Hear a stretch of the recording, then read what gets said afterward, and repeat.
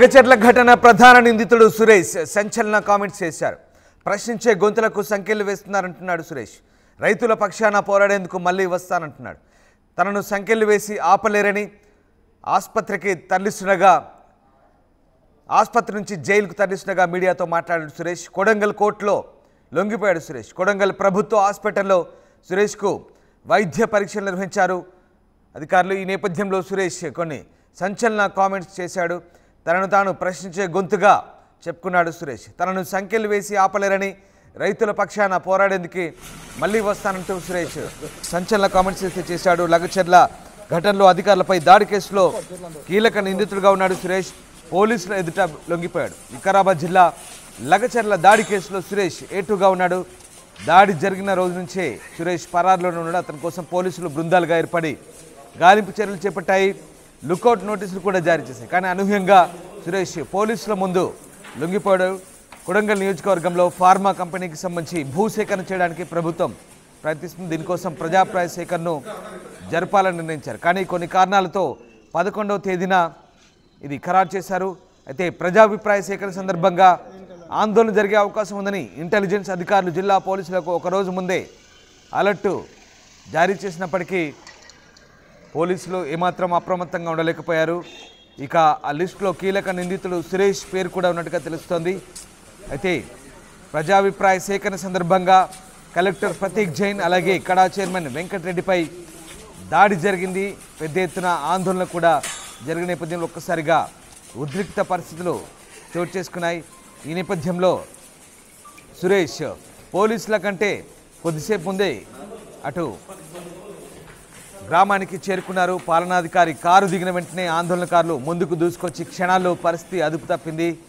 ఈ నేపథ్యంలో దీనంతటికీ కారణం సురేష్గానే భావిస్తున్నారు. ప్రధాన నిందితుడు సురేష్ ముందుగానే ఈ దాడికి కుట్ర పడినట్టుగా ఇప్పటికే ఎఫ్ఐఆర్ నమోదైంది. ఈ నేపథ్యంలో ప్రస్తుతం సురేష్కు సంబంధించి అనేక ఆసక్తికర అంశాలైతే బయటపడుతున్నాయి. సురేష్ ఇచ్చిన స్టేట్మెంట్ ఆధారంగా ప్రస్తుతం పోలీసులు దర్యాప్తును వేగం చేశారు.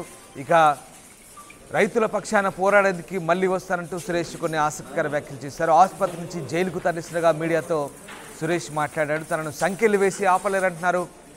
ఈ నేపథ్యంలో సురేష్ ఈ సంచలన కామెంట్స్ అయితే చేశాడు. ఇక ప్రశ్నించే గొంతులకు సంకెళ్లు వేస్తున్నారంటూ సురేష్ కొన్ని ఆసక్తికర కామెంట్స్ అయితే చేశారు. ఒకసారి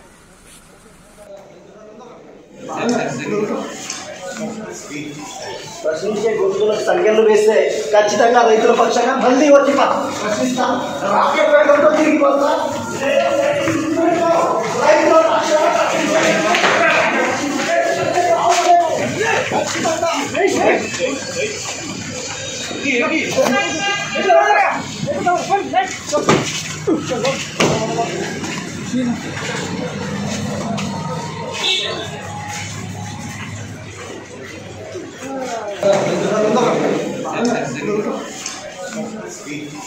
ప్రశ్నించే గొంతులకు సంఖ్యలు వేస్తే ఖచ్చితంగా రైతుల పక్షంగా మళ్ళీ వచ్చి ప్రశ్నిస్తాం. రాకెట్ వేగంతో తిరిగి వస్తా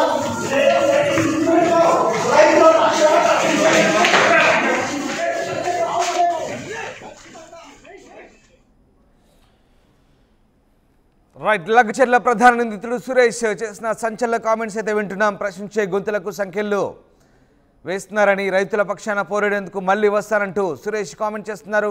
తనను సంఖ్యలు వేసి ఆపలేరంటూ సురేష్ పోలీసులు తీసుకెళ్తుండగా చేసిన కామెంట్స్ విన్నాం. మా కరెస్పాండెంట్ మణికంఠ జైనవుతున్నారు. మణికంఠ, కొడంగల్ కోర్టులో లొంగిపోయిన సురేష్ కొన్ని సంచలన కామెంట్స్ అయితే చేశారు. కొడంగల్ ప్రభుత్వ హాస్పిటల్లో సురేష్కు వైద్య పరీక్షలకు తీసుకెళ్లేటప్పుడు చేసిన ఆ కామెంట్స్ కూడా విన్నాం. ఇంకా సురేష్ ఎలాంటి సంచలన వ్యాఖ్యలు చేశారు, ప్రస్తుతం పోలీసులు ఏం చెప్తున్నారు? లగచర్ల ఘటనలో ప్రధాన సూత్రధారిగా ప్రధాన నిందితుడిగా ఉన్నటువంటి సురేష్ అయితే ఎట్టకేలకు కోర్టు ముందు లొంగిపోవడం జరిగింది. దాదాపుగా 10 రోజుల పాటు పోలీసులు 4 బృందాలుగా విడిపోయి సురేష్ ఆచూకీ కోసం వెతుకుతున్నప్పటికీ కూడా సురేష్ ఆచూకీ ఎక్కడ దొరకనటువంటి పరిస్థితి. నేరుగా సురేష్ నిన్న ఏదైతే కొడంగల్ కోర్టులో లొంగిపోవడం జరిగింది. ఆ తర్వాత అయితే వైద్య పరీక్షల నిమిత్తం కొడంగల్ ఆసుపత్రికి సురేష్ ని తరలిస్తున్న నేపథ్యంలో అప్పుడు సురేష్ సంచలన కామెంట్స్ చేసినటువంటి పరిస్థితి. మీడియాతో మాట్లాడేందుకు ప్రయత్నించాడు సురేష్.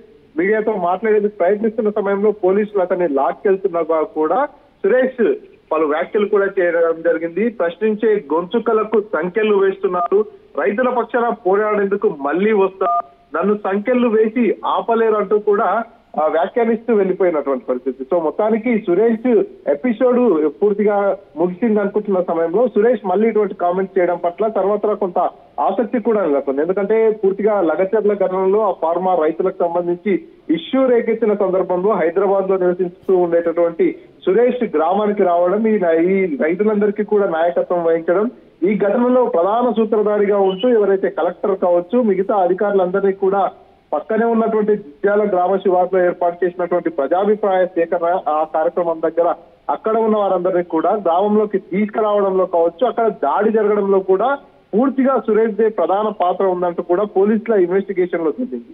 ఈ నేపథ్యంలోనే సురేష్ ని A2గా చేర్చడం జరిగింది. అక్కడ లగచర్ల గ్రామంలో గొడవ జరిగిన అనంతరం కూడా సురేష్ ఆచూకీ లేకుండా సురేష్ పరారీలో ఉన్నటువంటి పరిస్థితి.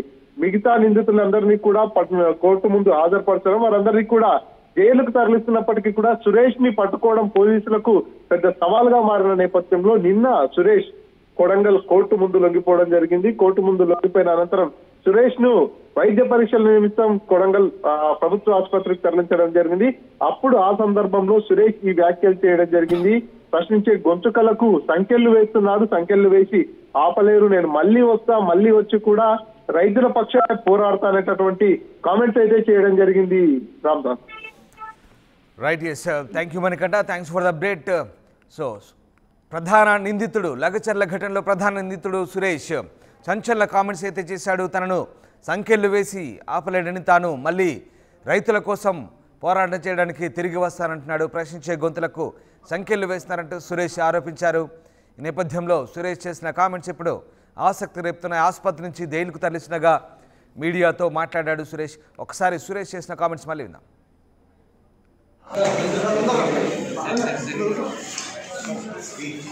ప్రశ్నించే గొంతులకు సంఖ్యలు వేస్తే ఖచ్చితంగా రైతుల పక్షంగా మళ్ళీ వచ్చి ప్రశ్నిస్తాను, రాకెట్ వేగంతో తిరిగి వస్తా.